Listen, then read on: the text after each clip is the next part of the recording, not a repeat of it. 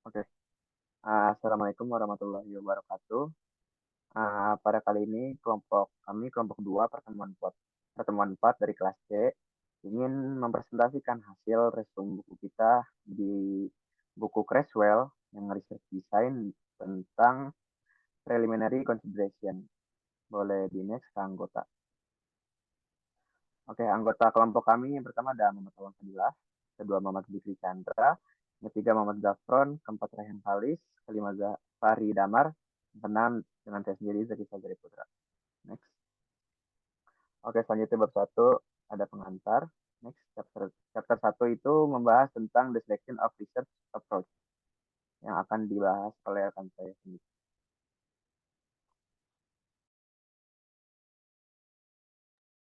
Oke, berikutnya itu ada di proses research, itu ada 3. Yang pertama itu ada penelitian kualitatif, yang kedua ada penelitian kuantitatif, dan yang ketiga ada penelitian metode campuran. Boleh di next slide.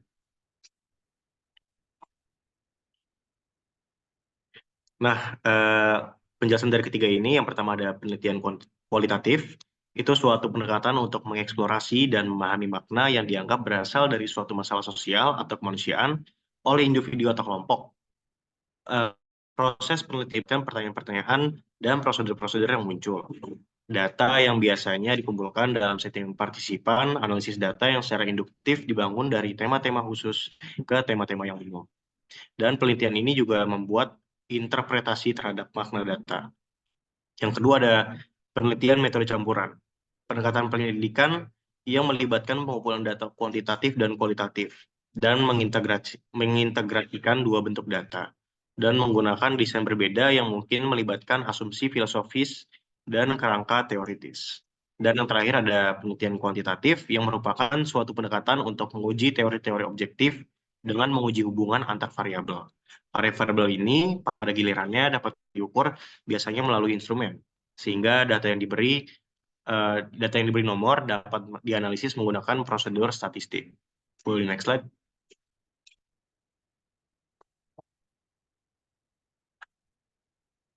Boleh di next slide aja. Ini slide-nya sama yang tadi. Oke, selanjutnya akan disampaikan oleh teman saya.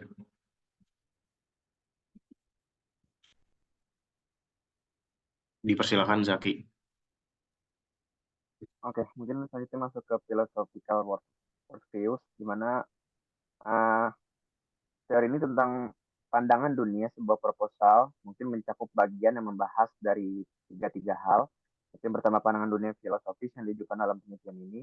Kedua definisi ide-ide dasar pandangan dunia. Yang ketiga bagaimana pandangan dunia terbentuk pendekatan mereka terhadap penelitian. Boleh di next. Selanjutnya ada quantitative design. Baru-baru ini strategi kuantitatif melibatkan eksperimen kompleks dengan banyak variabel dan pelakuan. Kemudian kami akan fokuskan pada dua desain yaitu survei dan eksperimen, di mana penelitian survei itu mempelajari tentang sampel populasi tersebut.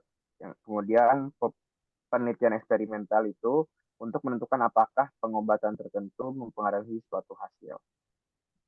Next. Selanjutnya ada mixed method design di mana prosedur perluasan metode campuran dikembangkan seperti berikut. Yang pertama itu cara mengintegrasikan data kuantitatif dan kualitatif. Kemudian satu database dapat membantu menjelaskan database lainnya. Tiga, satu database dapat menghasilkan instrumen yang lebih baik. Keempat, satu database dapat dibangun di atas database lain. Next.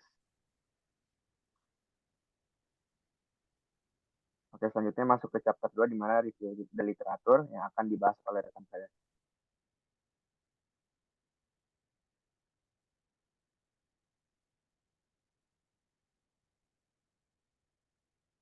Oke, selanjutnya ada dari research topic.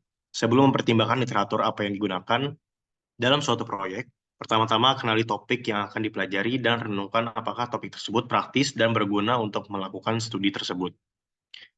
Topiknya adalah subjek atau pokok bahasan dari studi yang diusulkan, seperti pengajaran fakultas, kreativitas organisasi, atau tekanan psikologis.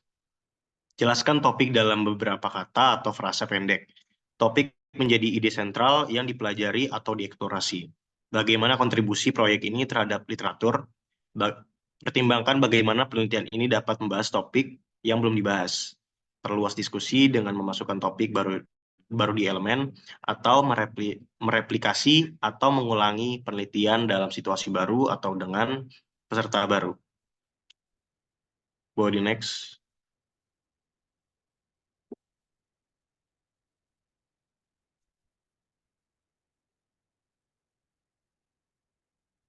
Oke, selanjutnya ada sudut pandang baru terhadap literatur yang sudah ada. Berkontribusi pada literatur juga dapat berarti bagaimana penelitian menambah pemahaman suatu teori atau memperluas suatu teori. Atau juga bisa disebut dengan bagaimana penelitian memberikan perspektif atau sudut pandang baru terhadap literatur yang sudah ada. Misalnya dengan mempelajari lokasi yang tidak biasa, terus meneliti kelompok peserta yang tidak biasa, lalu mengambil perspektif yang mungkin tidak diharapkan dan membalikan ekspektasi tersebut. Lalu menyediakan sarana pengumpulan yang baru data, lalu menyajikan hasil dengan cara yang tidak biasa. Dan yang terakhir, mempelajari topik yang tepat waktu. Go di next. Berikutnya ada literatur review.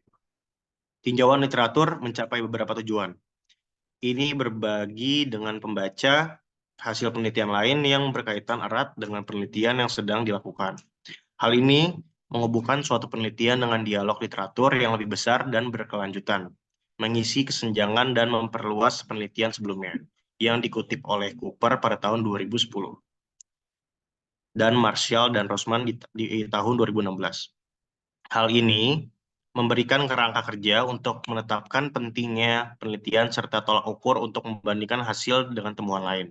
Semua atau beberapa alasan tersebut mungkin menjadi alasan dan landasan penulisan literatur ilmiah menjadi sebuah penelitian yang dikutip oleh Lihat Buti dan Bailey tahun 2005 untuk membahas lebih luas mengenai tujuan menyusun tinjauan literatur dalam penelitian. Boleh semua. Mungkin slide-nya bisa dilanjut oleh rekan saya. Terima kasih.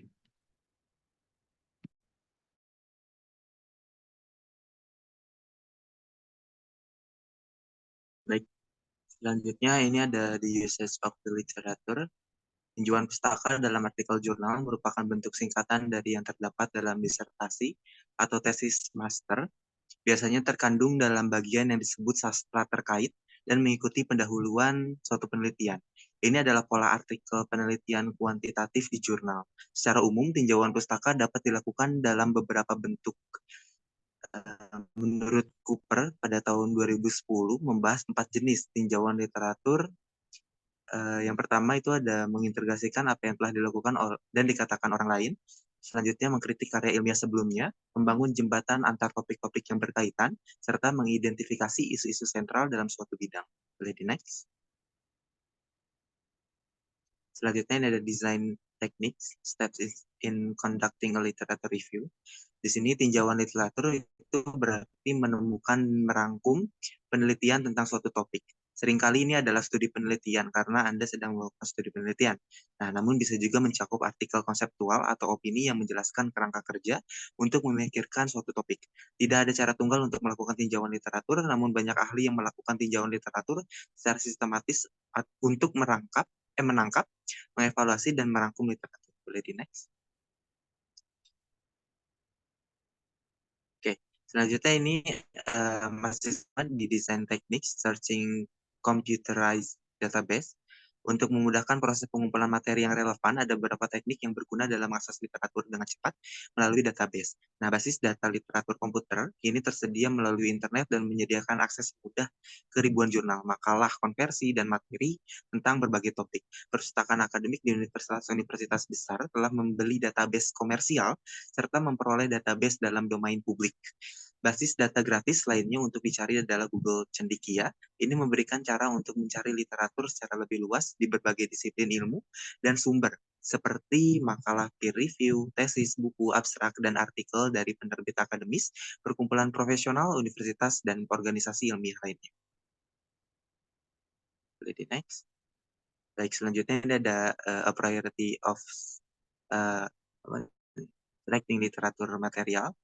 Dalam menetapkan prioritas dalam pencarian literatur, kita perlu mempertimbangkan satu, sinopsis luas dari literatur. Yang kedua, beralihlah ke artikel jurnal dalam jurnal nasional yang dihormati. Selanjutnya, cari buku terkait dengan topik. Lalu yang keempat, lanjutkan pencarian ini dengan mencari makalah konversi terbaru. Jika memungkinkan, data entry dalam abstrak disertasi. Dan internet juga menyediakan banyak bahan bacaan yang berguna untuk tinjauan literatur. Oke, boleh next.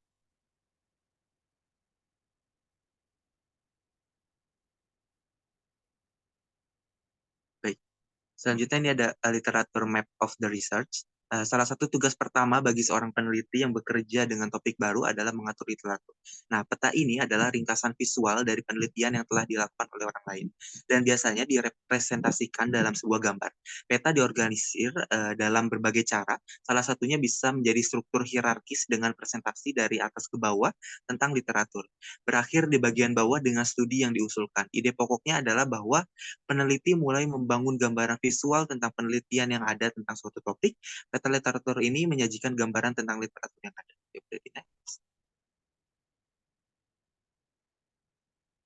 Oke, selanjutnya ini ada desain teknik juga.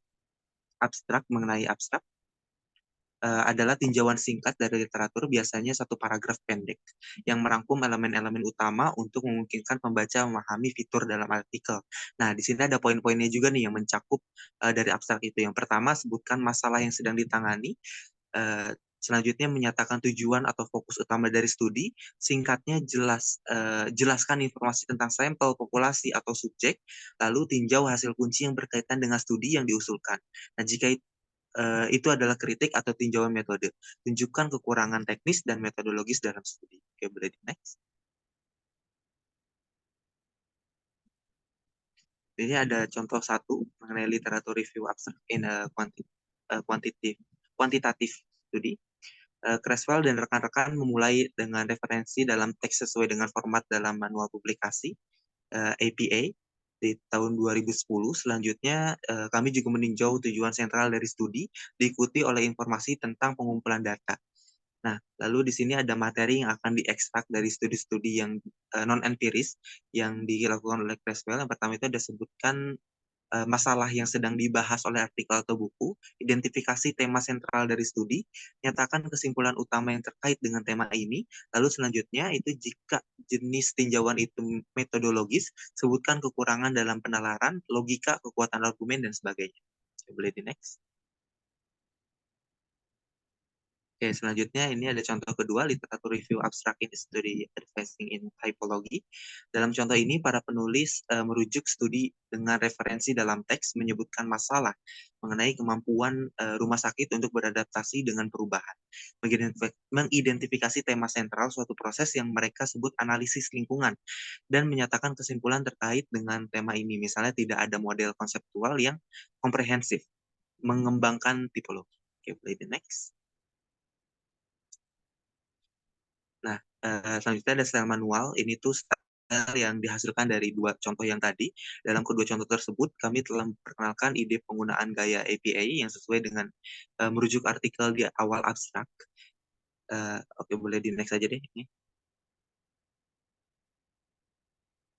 Selanjutnya ada the definition of terms.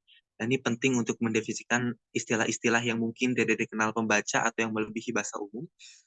Wilkinson di tahun 91 itu menyatakan bahwa para ilmuwan harus mendefinisikan dengan tajam istilah-istilah mereka agar dapat berpikir dengan jelas tentang penelitian mereka dan menyampaikan temuan dan ide mereka dengan tepat. Jadi jika ada istilah-istilah yang sulit dipahami dalam artikel, itu perlu kita definisikan di bagian belakang ataupun di bagian bawah. Oke, boleh di next. Selanjutnya ini ada contoh ketiga, terms defined in independent variable sections. Nah, contoh ini mengilustrasikan bentuk singkat dalam menulis definisi untuk sebuah studi. Yang pertama menggambarkan definisi operasional spesifik dari istilah kunci, dan yang kedua itu definisi prosedural dari istilah kunci.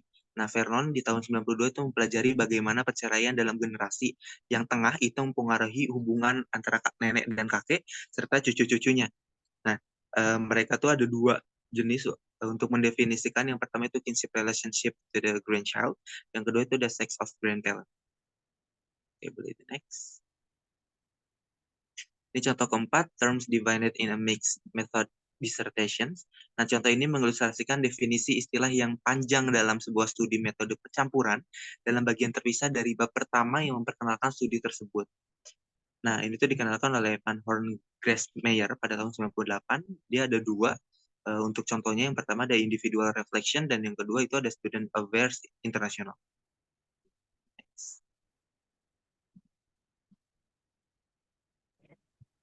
Selanjutnya, quantitative theory use. Testing causal claim in quantitative research. Sebelum membahas variabel, jenis-jenisnya, dan kegunaannya dalam penelitian kuantitatif, kita bahas terlebih dahulu. Pertama, kita perlu mengunjungi konsep kausalitas dalam penelitian kuantitatif. Kausalitas berarti kita mengharapkan variabel X menyebabkan variabel Y. Sebagai contoh sederhana, apakah minum satu gelas anggur merah setiap hari dapat menyebabkan penurunan resiko serangan jantung? Dalam hal ini, konsumsi wine setiap hari adalah variabel X dan kejadian serangan jantung adalah variabel Y. Next. Variabel in quantitative research.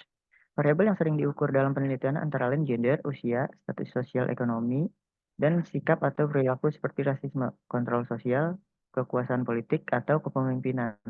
Variabel dibedakan berdasarkan dua karakteristik, yaitu urutan temporal dan pengukurannya. Next. Definition of theory in quantitative research. Dalam definisi ini, teori dalam penelitian kuantitatif adalah seperangkat konstruk atau variabel yang saling terikat yang dibentuk menjadi proposisi atau hipotesis yang menentukan hubungan antar variabel. Teori ditemukan dalam disiplin ilmu sosial seperti psikologi, sosiologi, antropologi, pendidikan, dan ekonomi, serta dalam banyak subbidang. Next. Form of theories in quantitative research. Pertama, beberapa peneliti menyatakan teori dalam bentuk hipotesis yang saling berhubungan. Misalnya, Hopkins tahun 1964 menyampaikan teorinya tentang proses pengaruh sebagai rangkaian 15 hipotesis. Kedua adalah dengan menyatakan teori sebagai serangkaian pernyataan jika maka yang menjelaskan mengapa seseorang mengharapkan variabel independen mempengaruhi atau menyebabkan variabel dependen. Ketiga, seorang penulis dapat menyajikan teori sebagai model visual, berguna untuk menerjemahkan variabel menjadi gambaran visual. Next. Placement of quantitative theories. Teori menjadi kerangka bagi keseluruhan penelitian, model pengorganisasian pernyataan atau hipotesis penelitian, dan prosedur pengumpulan data. Peneliti menguji atau memverifikasi suatu teori dengan memeriksa hipotesis atau pertanyaan yang diturunkan darinya. Hipotesis atau pertanyaan ini mengandung variabel yang perlu didefinisikan oleh peneliti. Alternatifnya, definisi yang dapat diterima mungkin ditemukan dalam literatur. Next. Writing a quantitative theoretical perspective. Berikut disajikan model penulisan bagian perspektif teoritis kuantitatif ke dalam rencana penelitian. Asumsikan bahwa tugasnya adalah mengidentifikasi teori yang menjelaskan hubungan antara variabel independen dan dependen. Next. Theoretical perspective. Pada dasarnya, kerangka teoritis terpadu ini mendekati penjelasan perilaku manusia dalam katanya dengan interaksi berkelanjutan atau timbal balik antara faktor-faktor penentu kognitif, perilaku, dan lingkungan. Sedangkan teori pembelajaran sosial menerima penerapan penguatan seperti membentuk prinsip-prinsip. Next.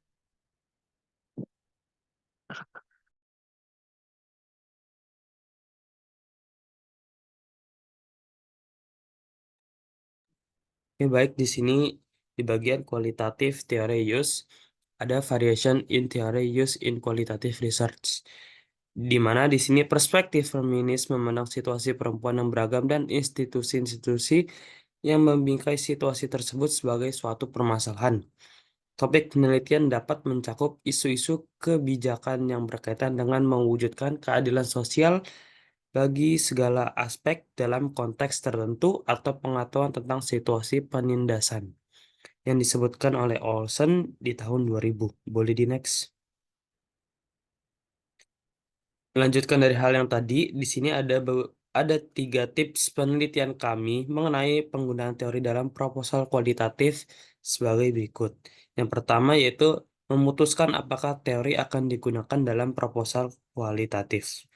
Lalu, jika teori tersebut digunakan, maka identifikasilah bagaimana teori tersebut akan digunakan dalam penelitian, seperti penjelasan awal, sebagai titik akhir, atau sebagai advokasi transformatif lensa. Lalu, temukan teori dalam proposal di awal penelitian atau di akhir. Boleh di next. Oke, selanjutnya masuk ke chapter 4 tentang boleh sebelumnya dulu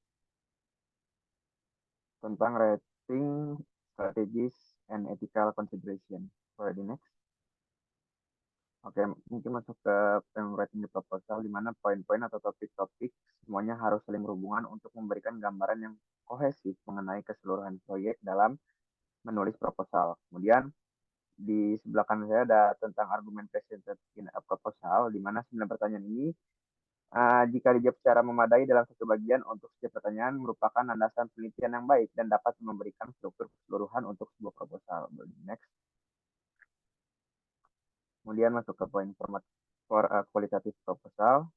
Nah, di luar dari 9 pertanyaan yang sebelumnya, sebaiknya juga jika memiliki garis besar keseluruhan atau struktur umum yang akan dimasukkan dalam proposal penelitian. Boleh di next. Nah, ini ada dua contoh, di mana yang satu ini format kualitatif konstruktif, interpretive format. Yang kedua ada kualitatif participatory social justice format. Boleh di next. Selanjutnya, format dari kuantitatif bisa dilihat di kanan. Jadi untuk penelitian kuantitatif ini formatnya sesuai dengan bagian yang biasa ditemukan dalam penelitian kuantitatif yang dilaporkan dalam artikel jurnal. Jadi bentuk umumnya itu mengikuti model pendahuluan, tinjauan pustaka, dan lain-lain. Selanjutnya format for mixed method proposal, di mana dalam format desain metode ini peneliti menyatukan pendekatan yang termasuk dalam format kuantitatif dan kualitatif. Jadi format ini menunjukkan bahwa penelitian untuk komponen kuantitatif dan kualitatif serta komponen campuran penting untuk menentukan di awal proposal alasan, pendekatan, metode campuran, dan untuk mengidentifikasi elemen-elemen kunci dari desain. Boleh next. Nah, ini contoh dari mixed method formatnya dari metode campuran. Boleh next. Nah, ini masuk ke poin designing the section of the proposal. Jadi, berikut ada beberapa cara penelitian yang diberikan kepada mahasiswa tentang perancangan struktur proposal secara keseluruhan. Jadi, pada intinya ini, mahasiswa wajib untuk konsultasi kepada dosen atau pembimbingnya dalam membuat suatu proposal, skripsi, ataupun penelitian. Boleh di next selanjutnya. Oke, selanjutnya akan dilanjutkan oleh rekan saya. Oke, baik, kita masuk ke materi writing as thinking, di mana Stephen King dan Franklin merekomendasikan yang pertama di awal proses penelitian tuliskan ide-ide, yang kedua kerjakan beberapa draft proposal, yang ketiga jangan mengedit proposal Anda pada tahap perancangan awal. Adapun rekomendasi menurut tahap Franklin, yang pertama kembangkan garis besar itu bisa berupa kerangka kalimat dan lain sebagainya. Yang kedua itu tuliskan draft dan kemudian digeser dan sortir ide-ide gerakan seluruh paragraf dalam naskah. Dan untuk yang terakhir edit dan sempurnakan setiap kalimat. Selanjutnya masuk ke materi The Habit of Writing. Boyce menawarkan gagasan tentang membangun kebiasaan menulis yang baik. Yang pertama dengan bantuan prinsip prioritas. Untuk yang kedua, jika Anda merasa tidak punya waktu untuk menulis secara teratur, mulailah dengan memetakan aktivitas harian Anda selama 1 atau 2 minggu. Untuk yang ketiga, menulislah selagi Anda masih segar. Hindari menulis secara berlebihan. Untuk yang keempat dan kelima, tulislah dalam jumlah kecil dan jadwalkan tugas menulis sehingga Anda berencana mengerjakan unit penulisan yang spesifik dan dapat dikelola di setiap sesi. Nah, selanjutnya ada Readability of the Manuscript, yang dimana manual publikasi Amerika Asosiasi Psikologi atau APA membahas tentang penyajian yang teratur dengan menunjukkan hubungan antara ide dan melakukan penggunaan kata-kata transisi. Istilah-istilah yang konsisten, pementasan dan bahayangan gagasan serta koherensi yang dimasukkan ke dalam rencana. Oke, ini ada contoh example and illustration of the hook and eye technique, yang dimana pada gambar samping dari rancangan proposal mahasiswa menunjukkan tingkat koherensi yang tinggi, dan itu berasal dari bagian pengantar proyek disertasi. Dan bagian ini kita telah mengambil kebiasaan untuk menggambar kaitan dan mata untuk menghubungkan kata-kata dari kalimat ke kalimat dan paragraf ke paragraf. Seperti yang disebutkan oleh Wilkinson, tujuan latihan hook and eye adalah untuk menghubungkan pemikiran dan kata-kata utama dari setiap kalimat dan paragraf. Oke, kita next materi ke voice, tense, and fat, yang dimana pemikiran kita diarahkan pada tingkat penulisan yang polesan. Menggunakan istilah Franklin, ini adalah tahap yang dibahas di akhir penulisan. Adapun menurut Walcott, seorang etnografer kualitatif misalnya berbicara tentang mengasah keterampilan editorial untuk menghilangkan kata-kata yang tidak perlu, menghapus kalimat pasif, memperkaya kualifikasi, menghilangkan frasa yang digunakan secara berlebihan, dan lain sebagainya. Bisa teman-teman lihat di sini. Kita masuk ethical issue to anticipated. Ini ada dua. Ada prior to beginning the study dan beginning the study. Poin-poinnya yang untuk prior bisa teman-teman lihat sendiri, yaitu pertama ada pertimbangan kode etik, ajukan permohonan, dapatkan izin, dan lain sebagainya. Adapun beginning the study, ada identifikasi masalah, mengungkapkan tujuan penelitian, jangan memaksa peserta untuk menandatangani form persetujuan, dan hormati norma yang ada. Untuk selanjutnya ada collecting data serta analyze the data. Poin untuk collecting data ialah hormati situsnya, pastikan semua peserta, hindari menipu peserta, hormati potensi ketidakseimbangan kekuasaan, dan lain sebagainya. Adapun di poin analyzing, hindari menjadi penduduk asli, hindari hanya mengungkapkan hasil positif, dan hormati privasi peserta. Untuk yang selanjutnya ada reporting, sharing, and storing data. Poin pertama, memasukkan ke penulisan bukti data, temuan, atau kesimpulan. Jangan menjiplak, hindari mengungkapkan informasi yang dapat merugikan. Berkomunikasi dengan jelas, bagikan data, simpan data, jangan menggandakan atau membagi publikasi sedikit demi sedikit. Bukti lengkap kepatuhan terhadap masalah etika, dan pahami siapa pemilik datanya. Oke, ini ada studi kasus yang dimana kelompok kami mengambil studi kasus wacana politik pada gelaran Pilpres 2019 yang menyisakan pesan dan kesan dan lain sebagainya. Mungkin bisa teman-teman lihat dari sini. Kita bisa lanjut ke bab 2 analisis. Oke, silakan dilanjut. Oke, pada kasus ini pertama itu ada dari the three approaches to research. Sesuai teori dari buku yang digunakan untuk mengaitkan teori buku tersebut dengan artikel wacana iklan politik pemilihan presiden dan wakil presiden Indonesia 2019. Dalam buku, 3 pendekatan dikemukakan, yaitu kualitatif, kuantitatif, dan metode campuran. Artikel ini termasuk pada penelitian kualitatif, karena penelitian ini lebih mengarah pada mengeksplorasi dan memahami makna yang dianggap berasal dari suatu masalah sosial atau kemanusiaan dalam bidang politik oleh individu atau kelompok. Proses penelitian melibatkan pertanyaan-pertanyaan dan prosedur-prosedur yang muncul. Data yang biasanya dikumpulkan dalam settingan partisipan, analisis data yang secara induktif dibangun dari tema-tema khusus ke tema-tema umum, dan peneliti membuat interpretasi terhadap makna data. Boleh di next? Boleh di next? Oke, selanjutnya ada kaitan kasus philosophical worldview. Jika pandangan filosofi dunia dikaitkan dengan studi kasus artikel, wacana, slide berikutnya, sorry. Philosophical worldview. Slide sebelumnya. Slide sebelumnya. Slide sebelumnya boleh. Nah, ini. Artikel ini sesuai dengan teori filosofikal, di mana teori ini menyarankan agar individu yang menyiapkan proposal atau rencana penelitian menjelaskan secara eksplisit gagasan filosofis yang lebih besar yang mereka dukung. Oke, boleh di next slide.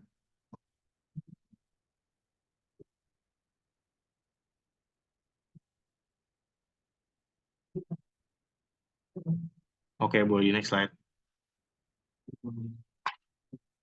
Oke, sekarang masuk ke kaitan kasus the constructive worldview, di mana dikaitkan dengan studi kasus, di mana kita mengaitkan kasus dengan wacana iklan politik pemilihan presiden dan wakil presiden Indonesia di tahun 2019 ini. 2019 silam. Artikel ini relevan dengan teori konstruktivisme karena perspektif tersebut biasanya dilihat sebagai pendekatan penelitian kualitatif. Jadi konstruktif sosial percaya bahwa individu mencari pemahaman tentang dunia tempat mereka tinggal dan bekerja. Boleh next. Kaitan selanjutnya itu dengan transformative worldview, di mana jika dikaitkan dengan studi kasus kita, artikel ini relevan dengan menggunakan teori transformatif menyatakan bahwa penelitian perlu dikaitkan dengan politik dan agenda perubahan politik untuk menghadapi penindasan sosial di tingkat apapun yang terjadi. Dengan demikian, penelitian memuat agenda aksi, reformasi yang dapat mengubah kehidupan para partisipan, institusi tempat individu bekerja atau tinggal, dan kehidupan peneliti. Boleh next. Selanjutnya kaitan kasus dengan pragmatic worldview, di mana jika dikaitkan dengan studi kasus yang kita miliki, artikel ini menggunakan metode penelitian deskriptif kualitatif sehingga tidak sesuai dengan menggunakan teori pragmatis karena teori ini lebih relevan jika suatu penelitian menggunakan metode campuran. Jadi bagi peneliti metode campuran, teori pragmatisme ini membuka pintu bagi berbagai metode, pandangan dunia yang berbeda dan asumsi yang berbeda, serta bentuk pengumpulan dan analisis data yang berbeda. Boleh di next. Selanjutnya kaitan kasus dengan research design dalam studi kasus tentang wacana iklan yang studi kasus kami. Metode studi kasus ini cocok digunakan untuk menganalisis iklan politik spesifik dari berbagai kandidat atau partai politik dalam pemilihan presiden. Ini memungkinkan peneliti untuk mendalami konteks strategi komunikasi dan efek dari iklan politik tersebut. Boleh di next. Oke, selanjutnya akan dilanjutkan oleh rekan saya.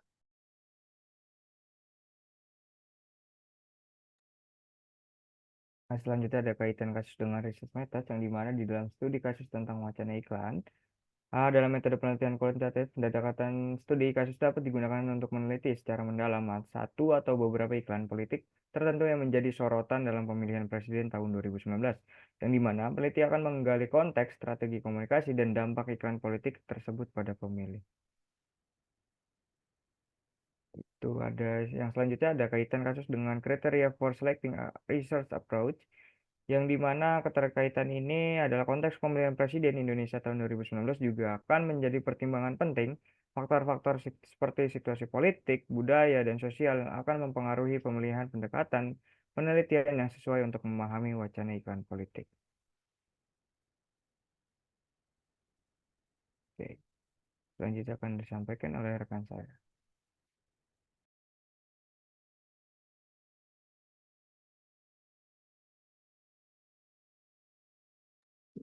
Oke, selanjutnya ada research topik. Jika kita meninjau literatur, yaitu topik penelitian pada artikel analisis wacana iklan politik pemilihan presiden dan wakil presiden Indonesia 2019, topik dengan beberapa kata atau frasa pendek ini sudah menjadi ide sentral yang pas untuk dipelajari dan dieksplorasi. Selain itu, topik penelitian ini juga menunjukkan satu arah, yaitu menyusun judul kerja singkat untuk penelitian yang jelas dan terarah. Go di next slide.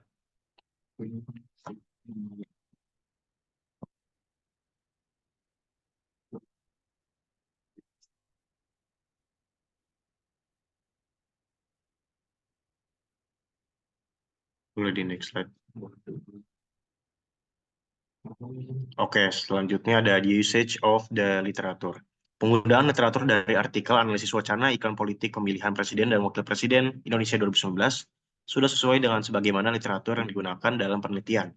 Tinjauan literatur dapat ditemukan di bagian terpisah, disertakan dalam pendahuluan atau dirangkai sepanjang penelitian. Peneliti menggunakan literatur dengan cara yang konsisten dengan asumsi pembelajaran dari partisipan, bukan menentukan pertanyaan yang perlu dijawab dari sudut pandang peneliti. Bawa di next slide. Oke, selanjutnya ada design technique steps in conducting a literature review. Langkah-langkah dalam melakukan tinjauan literatur pada artikel analisis wacana iklan politik pemilihan presiden dan wakil presiden Indonesia 2019. Artikel ini menjadi studi penelitian yang mencakup opini yang memberikan kerangka kerja untuk memikirkan suatu topik yang jelas. Namun artikel ini juga mudah untuk dilakukan literatur sesuai para ahli, yaitu secara sistematis untuk menangkap, mengevaluasi, dan merangkum literatur mulai dari politik, budaya, dan sebagainya karena artikel ini terkonsep dengan baik. Selanjutnya. Oke, desain techniques researching computerized database. Mencari basis data yang terkomputerisasi mengenai artikel ini, keduanya sudah sangat sesuai karena artikel ini udah memenuhi kriteria dari basis data yang terkomputerisasi. Proses pengumpulan materi yang relevan jadi lebih mudah, berguna dalam mengakses literatur dengan cepat melalui database komputer. Selanjutnya. Oke, selanjutnya akan disampaikan oleh rekan saya. Baik. Selanjutnya ada design techniques. Yang pertama ada priority of selecting literature material. Ini keterkaitan studi kasus dengan sebuah prioritas utama dalam menyeleksi bahan literasi sangat erat. Sebuah literasi khususnya dalam sebuah artikel ilmiah, wacana, iklan politik dalam pemilihan presiden, beserta wakilnya itu haruslah sangat selektif karena artikel ilmiah akan dijadikan sebuah acuan penelitian kembali ke depannya. Dengan demikian diperlukannya seleksi bahan literatur yang terpercaya. Selanjutnya itu ada literatur map of the research. Dengan disusunnya sebuah peta literatur, kita dapat mengetahui topik utama, subtopik, literatur yang dipakai oleh penulis, studi yang diusulkan, serta tingkat pengembangan cabang literatur. Selain itu juga metode penelitian, hingga kita juga dapat mengetahui hubungan antar literatur yang ada dengan artikel analisis wacana iklan politik, pemilihan presiden dan wakil presiden Indonesia 2019. Kita boleh di next. Selanjutnya ini ada design techniques masih tentang abstracting studies. Oke, abstrak adalah tinjauan singkat dari literatur, biasanya satu paragraf pendek yang merangkum elemen-elemen utama, dan di dalam artikel ini analisis wacana iklan politik pemilihan presiden dan wakil presiden Indonesia 2019 kemungkinan memperkenalkan masalah yang menjadi fokus analisis mereka, seperti strategi komunikasi dalam iklan politik, penggunaan retorika dalam pesan politik, atau dampak iklan politik terhadap pemilih. Oke, boleh di next. Baik, selanjutnya ini ada the definitions of terms, dengan menyediakan definisi yang jelas dan terperinci untuk istilah-istilah khusus, seperti di sini ada retorika politik, strategi komunikasi, atau frame analisis. Ini dijelaskan oleh artikel ini, sehingga dengan adanya definisi tersebut dalam analisis iklan politik dalam konteks pemilihan presiden dan wakil presiden Indonesia 2019, artikel tersebut dapat memastikan bahwa pembaca memiliki pemahaman yang komprehensif tentang analisis yang dilakukan dan temuan yang dihasilkan oleh peneliti ini. Oke, peneliti next. Oke, selanjutnya dilanjutkan oleh rekan saya. Baik, di sini masuk ke theory of use research, yaitu ada variation in theory use in qualitative the research, yang dimana analisis wacana iklan politik dalam pemilihan presiden dan wakil presiden pemilu tahun 2019 dapat dilakukan melalui berbagai pendekatan teori kualitatif. Salah satu pendekatan relevan adalah analisis wacana kritis yang menyoroti interaksi antara bahasa, kekuasaan, dan ideologi. Boleh di next. Langsung ke chapter 4. Oke, Di sini ada boleh. masuk ke chapter 4. Keterkaitan dari rating the proposal dari poin argumen presented in a proposal. Jadi poin-poin landasan penelitian yang baik dan dapat memberikan struktur keseluruhan untuk sebuah proposal jika dikaitkan dengan artikel studi kasus kami, yaitu sudah dibuat memenuhi 9 prosedur yang ada pada penjelasan sebelumnya. Kemudian dengan sesuai format kualitatif proposal, artikel ini secara keseluruhan memiliki garis besar atau struktur umum topik yang sudah dimasukkan dalam proposal penelitian. Namun kami berpendapat bahwa beberapa garis besar umum akan berguna terutama bagi mahasiswa yang belum pernah menulis proyek, tesis, ataupun disertasi. Boleh next.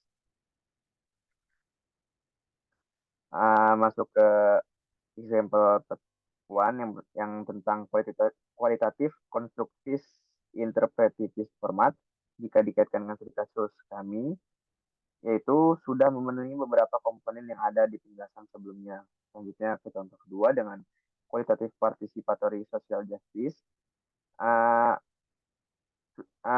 Artikel kami ini sudah memenuhi segala komponen karena kualitatif partisipatif keadilan sosial ini sesuai dengan pembahasan penelitian tersebut. Boleh di next. Selanjutnya, jika dikaitkan dengan format mix method proposal, artikel kami ini sudah mencakup beberapa komponen pada bagian analisis kualitatif, karena penelitian tersebut menggunakan metode penelitian deskriptif kualitatif. Kemudian jika dikaitkan dengan format mix metode format, ini tidak semua komponen yang selinier, hanya komponen analisis kualitatif yang relevan dengan metode campuran ini. Boleh next. Selanjutnya, jika dikaitkan dengan designing the section of a proposal,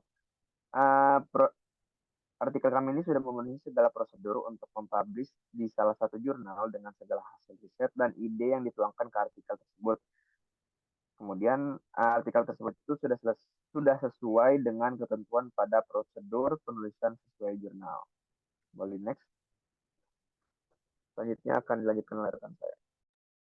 Adapun kaitan dari writing as thinking berdasarkan studi dan kasus yang kita ambil, metode penulisan dalam iklan politik menjadi cerminan dari cara berpikir dan strategi komunikasi para pembuat iklan. Dengan menganalisis metode penulisan tersebut, peneliti dapat mengidentifikasi cara berpikir yang mendasari penyusunan iklan politik.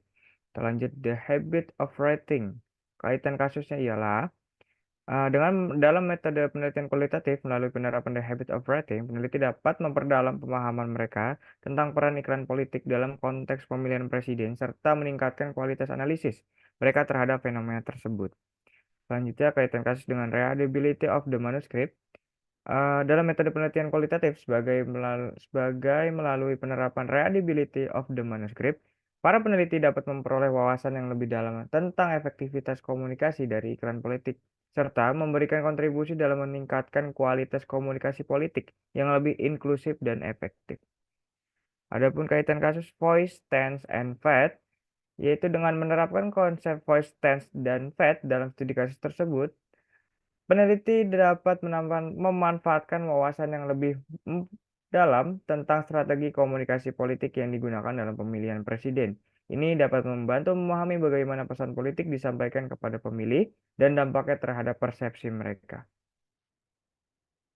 Terlanjut ke prior to beginning the study. Studi kasusnya ialah dengan melakukan persiapan yang matang sebelum memulai penelitian, peneliti dapat memastikan bahwa mereka memiliki arah yang jelas dan terfokus dalam menganalisis wacana iklan politik, dan ini dapat membantu meningkatkan validitas dan relevansi penelitian mereka dalam memahami peran iklan politik dalam proses pemilihan presiden.